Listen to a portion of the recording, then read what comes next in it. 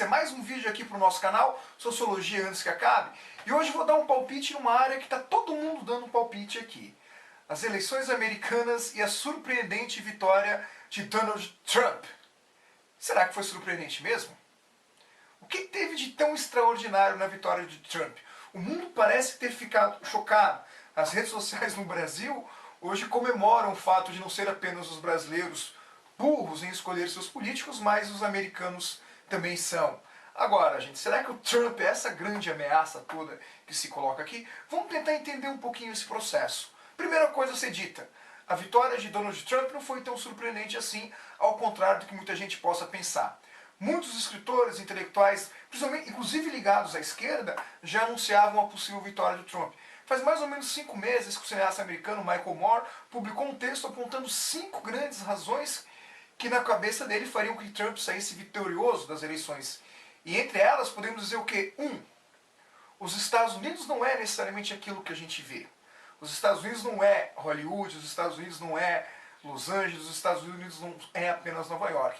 Mas os Estados Unidos é um país de maioria conservadora.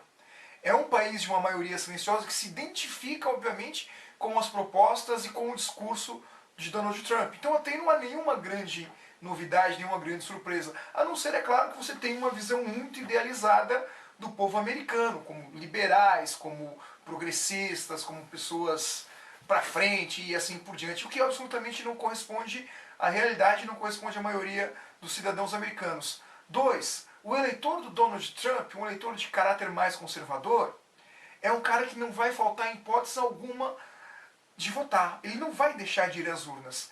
Já o eleitor da Hillary talvez não vá tanto às urnas, seja um eleitor mais desacreditado em relação ao sistema político.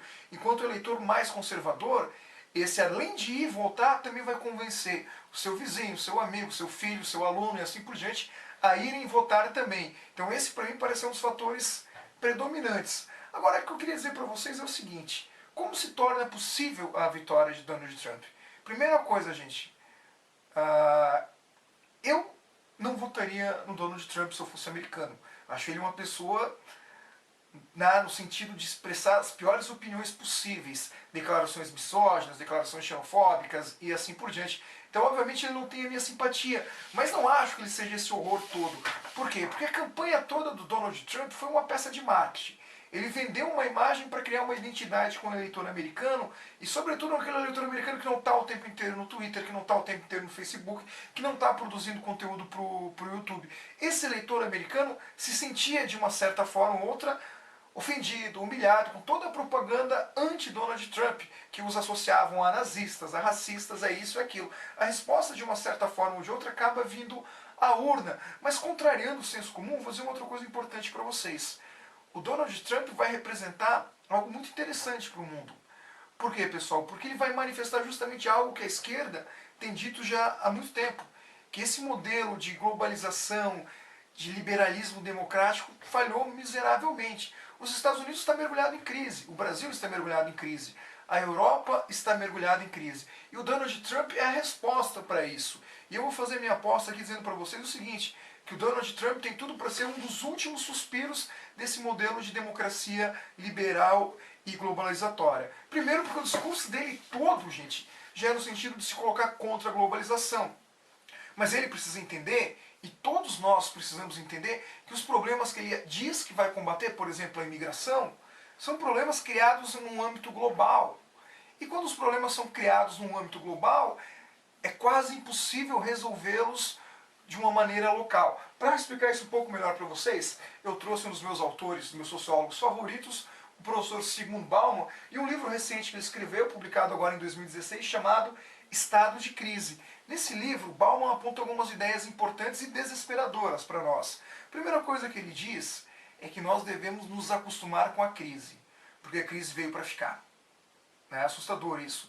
E outra coisa que ele vai dizer é o quê? Hoje nós não temos mais modelos prontos para enfrentar a crise. Esses modelos precisam ser inventados. Por isso movimentos como Occupy Wall Street, que aconteceu um tempo atrás, até as manifestações de rua, ou mais especificamente agora que acontece no Brasil, as ocupações das escolas, são na verdade grandes laboratórios. A gente não sabe muito bem o que vai sair daí. Então quando você diz, os alunos não sabem o que estão fazendo, é óbvio que eles não sabem, porque ninguém sabe. Nós não temos mais modelos prontos. tudo o que acontece agora se torna um grande laboratório social. Essa é uma das coisas que o Bauman aponta nesse livro, que para mim é fantástico. Mas vou ler um trechinho, um pequeno trechinho para vocês, para enfatizar um pouco essa ideia aqui. Olha o que Bauman escreve na página 33. Nossos problemas são produzidos globalmente, ao passo que os instrumentos de ação política legado pelos construtores do Estado-nação foram reduzidos à escala de serviços requeridos por Estados, nações territoriais. Deixa eu explicar isso um pouquinho melhor para vocês. Nossa crise atual é, em primeiro lugar e acima de tudo, uma crise de agência. Embora, em última análise, seja uma crise de soberania territorial. Cada unidade territorial, formalmente soberana, pode hoje servir como depósito de lixo para problemas originados muito além do alcance de seus instrumentos de controle político, e há muito pouco que ela possa fazê-lo para impedi-los, e muito menos preveni-los, considerando a quantidade de poder deixada à sua disposição. Nesse caso, mesmo os Estados Unidos sendo a nação mais poderosa do planeta, e mesmo Trump tendo a maioria no Congresso, não é tão simples assim fechar os Estados Unidos para o resto do mundo.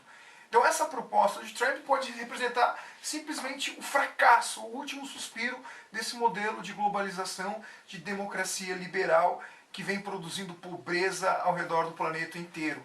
E isso também expressa o quê? O descontentamento das urnas.